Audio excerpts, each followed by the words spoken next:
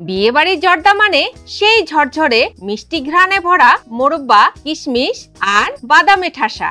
মুখে দিলেই যেন মনে পড়ে যায় আমাদের শৈশবের বিয়েবাড়ির মজা।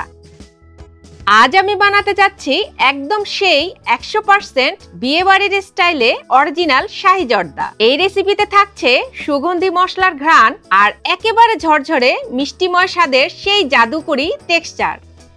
চিনি শিরার ঘনত্ব থেকে শুরু করে সঠিক টাইমিং আর সেই স্পেশাল টুইস্ট অরেঞ্জ জেলি, সবকিছুই থাকছে একেবারে ডিটেলসে। চলুন তাহলে রান্না শুরু করি। মন দিয়ে, ভালোবাসা দিয়ে আর সঠিক উপায়ে আজ বানিয়ে ফেলি সেই বিখ্যাত শাহী জর্দা।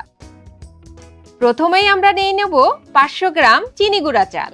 এই চালটাই জর্দার জন্য বেস্ট, কারণ এর দানাগুলো রান্নার পরেও ঝরঝরে থাকে। চালগুলো ভালোভাবে 3 থেকে 4 বার ধুয়ে পর্যাপ্ত পানিতে 30 মিনিটের জন্য ভিজিয়ে রাখবো। এরপর একটি রান্নার হাঁড়িতে 2 লিটার পানি নিয়ে চুলার আঁচ রাখবো হাই হিটে। পানি একটু গরম হতে শুরু করলেই একে একে দিয়ে দিব আমাদের সুগন্ধি মশলাগুলো। লং 5টি, সবুজ এলাচ 4টি, দারচিনি 2 ইঞ্চি সাইজের 2 টুকরা, তেজপাতা 2টি, এলাচ গুঁড়া হাফ চা চামচ, অরেঞ্জ ফুড কালার 1 চা চামচ। আপনারা চাইলে লিকুইড ফুড কালারও ব্যবহার করতে পারেন। এবার আমরা ঢাকনা দিয়ে ঢেকে পানি পুরোপুরি ফুটে ওঠা পর্যন্ত অপেক্ষা করব। পানি ফুটে উঠলে আরো 4 থেকে 5 মিনিট জাল করে নিব। এতে মশলার সব ফ্লেভার পানিতে চলে আসবে এবং পানি একদম সুগন্ধে ভরে উঠবে। এই ধাপটা জর্দার স্বাদ ও ঘ্রাণের জন্য খুবই গুরুত্বপূর্ণ।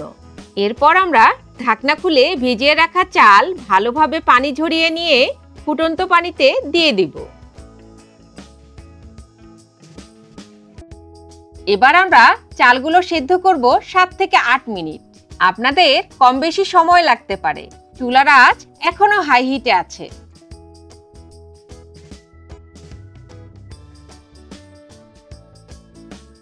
মাঝে মাঝে খুব হালকা করে নেড়ে দিতে হবে। লক্ষ্য রাখতে হবে চাল 90% সেদ্ধ হবে।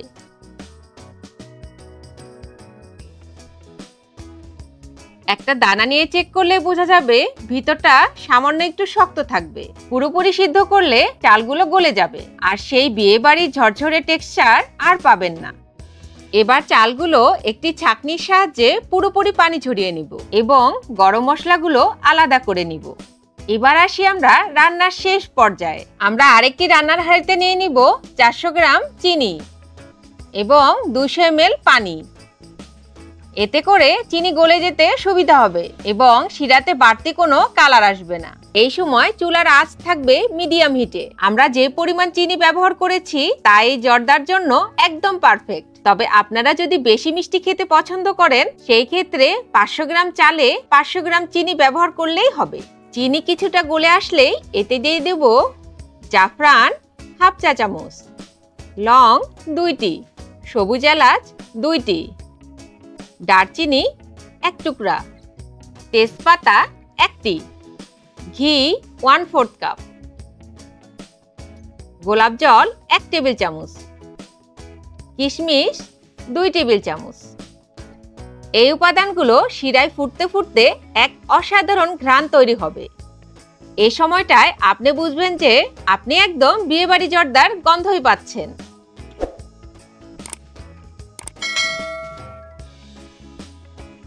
এই অবস্থায় আমরা কিছুক্ষণ পর পর নেড়েচেড়ে একটি ঘন শিরা বানিয়ে নিব।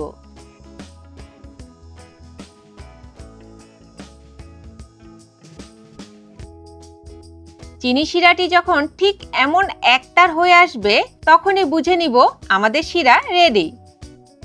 এবার শিরার মধ্যে দিয়ে দিব আমাদের সেদ্ধ করে রাখা চাল, সাথে 1/4 চা চামচ লবণ। এটা মিষ্টির ভারসাম্য বজায় রাখবে। 3 টেবিল চামচ অরেঞ্জ জেলি। অনেক সময় বাসায় মালটা বা কমলা না থাকায় আমরা ভাবি বিয়েবাড়ির মতো জর্দা কি করে বানাবো, কিন্তু একটা ছোট্ট ট্রিকেই বদলে যাবে পুরো ব্যাপারটা। আপনাদের হাতের কাছেই থাকা এই অরেঞ্জ জেলি, ব্যাস এটাই ম্যাজিক। এটা ব্যবহার করলেই আপনি পাবেন একদম বিয়েবাড়ির মতো সেই অরিজিনাল স্বাদ আর ঘ্রাণ। ফিরে আসি রান্নায়। এই সময় আমাদের চুলার আঁচ মিডিয়ামে রাখবো এবং ঢাকনা দিয়ে না ঢেকে ধীরে ধীরে পানি শুকিয়ে আসা পর্যন্ত জাল করব। মাঝে মাঝে হালকা করে নেড়ে দিতে হবে যেন চাল ভেঙে না যায় এবং নিচে লেগে না যায়। যখনই অনেকটাই পানি শুকিয়ে আসবে তখনই দিয়ে দিব 1 কাপ পরিমাণ মোরব্বা। আমি মোরব্বাগুলো একটু বড় বড় সাইজের কিউব করে কেটে নিয়েছি। এবার খুব আলতো হাতে জর্দার সাথে মিশিয়ে নিব। এতে করে মোরব্বায় থাকা চিনি জর্দার সাথে মিশে যাবে। এরপর একে একে ছিটিয়ে দেব কাঠবাদাম 15 থেকে 20টি, কাজু বাদাম 10 থেকে 12টি, পেস্তা বাদাম 2 টেবিল চামচ, 1 কাপ বেবি সুইটস, 1 টেবিল চামচ গোলাপের পাপড়ি, 1 টেবিল চামচ ঘি। এবার চুলার আঁচ একদম কমিয়ে ঢাকনা দিয়ে ঢেকে 10 থেকে 15 মিনিটের জন্য দমে রাখবো। দম দেয়া হয়ে গেলে চুলা বন্ধ করে আরো 10 থেকে 15 মিনিট ঢাকনা না খুলে দমটা সেট করে নিব। এতে করে সব ফ্লেভারের মধ্যে তৈরি হবে এক অসাধারণ মেলবন্ধন এবং তার সাথে জর্দাটি হবে একদম ঝরঝরে। তৈরি হয়ে গেল একদম বিয়েবাড়ির মতো 100% অথেন্টিক ঝরঝরে ও সুগন্ধি শাহী জর্দা। পরিবেশনের সময় প্লেটে সাজিয়ে উপরে ছড়িয়ে দিব একটুখানি মাওয়া। এটা একদম প্রিমিয়াম ফিনিশিং দেয়। তো বন্ধুরা, কেমন লাগলো আজকের এই রেসিপি? যদি ভালো লেগে থাকে তাহলে অবশ্যই লাইক দিয়ে চ্যানেলটি সাবস্ক্রাইব করে রাখুন, কারণ আমরা প্রতিদিন নতুন নতুন রেসিপি নিয়ে আপনাদের মাঝে হাজির হই। কমেন্টে জানাবেন আপনাদের এই রান্নাটি কেমন হয়েছে। আর হ্যাঁ, এই ভিডিওটি শেয়ার করুন আপনার প্রিয়জনদের সাথে, যাতে তারাও এই সুস্বাদু রেসিপি উপভোগ করতে পারে। আগামী ভিডিওতে আবারও দেখা হবে। ভালো থাকুন, সুস্থ থাকুন, রান্না করুন। ধন্যবাদ।